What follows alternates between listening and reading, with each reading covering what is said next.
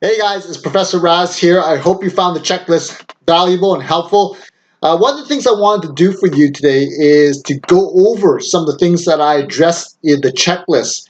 Now, the checklist is very vague. Of course, it's only a checklist, so I want to elaborate more on it and give you some more detailed information on how to put that checklist into use.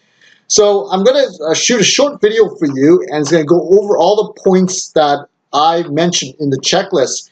And if you have any questions or if you have any concerns or anything, any challenges that you want me to address and talk about in my future videos and tutorials, please let me know and fire me an email at whitebeltwarriors@gmail.com. All right? I hope training is going well and everything is going well in your life. And I wish you nothing but the success in your journey to blue belt and beyond. All right, take care for now. Bye bye. Okay, so thank you for downloading my checklist. I hope you enjoyed and found it helpful. What I want to talk to you today about is to elaborate on the 7 points that I covered in the checklist. And that first one is talking about the elbow out concept. Now what happens a lot of times is coaches and professors would tell us to put our elbows in, but it's a lot harder to perform than it looks, because a lot of times during pressure we tend to forget about our elbows and they tend to flare out. So what I mean by that is, I'm going to get Ron here, is a lot of times what happens is they will be in this position here on their back, and what you should be looking for is they tuck their elbows in, but the moment that it comes out, this is the time for you to attack. Okay? So you're looking for the opportunity when the elbows come out away from their body, whether it's from this position, whether it's from the passing guard position when the elbows come out like that. That is the time to take advantage of those situations to manipulate the joints. And I'm going to explain to you later on how to do that. The second one we talked about was choking along the pass.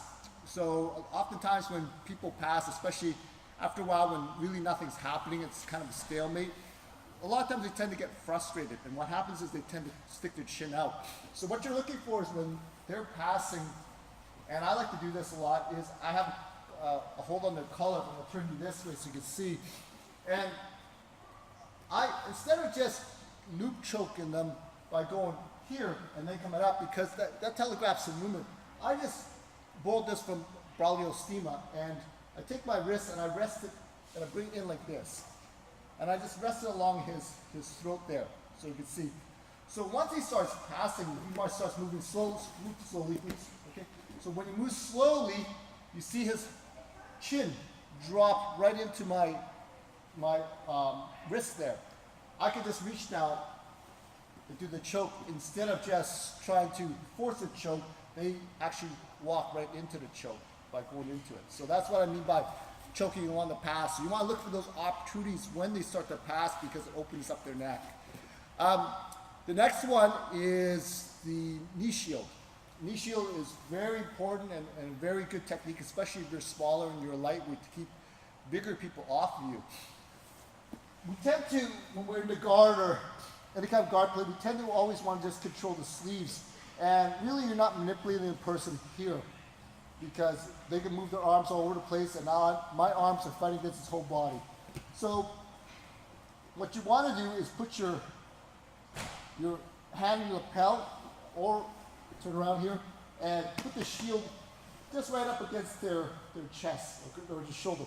What you don't want is, you don't want the knee falling below the shoulder line here, and you don't want the knee falling below this shoulder line here. Otherwise it flaps down on you like this.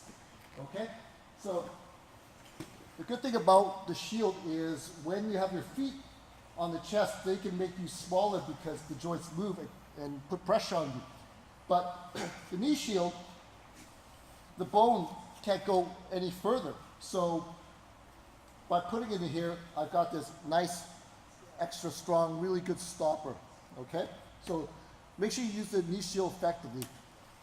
The next one I want to speak about, the concept, is the pinching of the elbow when you do the arm bars. Many times what happens is when a student does armbar, they do it so loosely and elbows up like this. Okay, what I would like you to do is cup around the bicep and pinch the elbow in, and then place your weight down on his ribs or the side of his body when you do this. Okay, so it's pinched in, and it's almost causing like a slicing motion towards the armpit. That'll make your armbar actually a lot harder to escape and really tight, and it's really uncomfortable for the opponent. Okay. The other one I want to talk about is two hands on the joints when they pass. A typical beginner pass is the Toriana pass, and what I want you to do is place your hands right just when they usually stand up when they pass your guard. Okay. So we're going to place the hands here, and we'll turn like this. And what you want to do is, depending what side he's passing to, if he's passing on this side, I'm going to place my hands on the joint here. Okay, so I'm just going to turn so you can see the camera here. Place the hands on the joint, and you're going to manipulate the joint like this. Okay, so it's good. See how it bows, elbow out. Okay, so when they start to pass, okay, it's a great opportunity to throw them off balance and also to get them to let go, and you can also start attacking the arms as well. The sixth one I want to talk about is the ankle locks. Now, ankle locks are not practiced a lot by a lot of BJJ clubs. For some reason, a lot of people think they're dirty, they shouldn't be part of the game. Well, it is a part of the game. In IBJJF rules, it's 16 years old and up, and the other competitions, it's wide open. Not only should you learn the IBJJF rule ankle locks, but you should also learn ankle locks from different styles. That's not IBJJF rules ankle locks, because you don't want to be practicing all these years and to end up with a brown belt and to have white belt level ankle locks. I see this as a problem, and if anybody says it's dirty, then just tell them to get a life, because really, if you really want to tap a lot of higher belts at other schools or even within your school, learn your leg attacks, because you're going to find out very quickly that a lot of practitioners don't practice ankle locks. So I'm going to show you, I'm not going to teach you ankle lock today, because your professor can show it to you, and I can always teach you to as well. I'm going to show you a position that's going to help you bail out of ankle lock, because a lot of times a lot of people are not very good at ankle locks, and they do the ankle lock and it ends up in a stalemate where the person grabs the collar like this. Okay, so I'm going to show you a quick way, instead of just trying to force it, to bail out and still pass the guard. So you're going to grab the sleeve here like this. All right, now I'm going to take the leg and I'm going to push it over the arm. This hand that's holding an elbow is going to come right on top.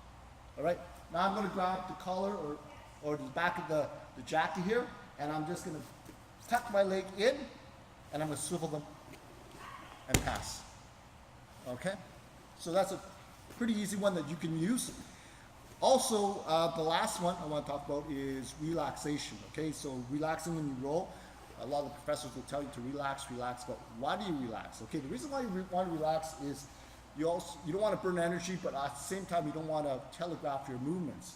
So when, for example, if I'm here, a lot of people tend to just grab and they start to pull like this. Okay, well, you're telegraphing your movements, you're giving away your intentions, okay?